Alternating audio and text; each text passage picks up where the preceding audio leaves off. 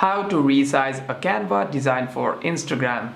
First, you want to simply open the Canva application, and inside the Canva app, what you can do is while you are making your new design over here, you can simply tap on create over here. After that, you can simply tap on social media, and by doing so, you'll be able to see all kinds of settings or aspect ratio that you can apply depending on your Instagram post.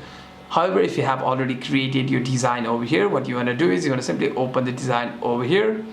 After that, you can simply click on the design and you can scroll down on here and tap on crop and tap on aspect ratios. Here you'll be able to see all kinds of aspect ratios as 1:1, 16:9, 9:16, and 5:4, and so on and so forth.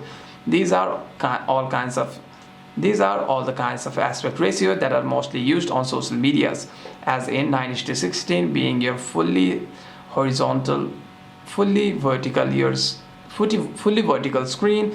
However, 4:3 being your Instagram post screen. Hope this video was helpful, and if you have any further questions, make sure to leave a comment down below, and I'll see you guys on the next one.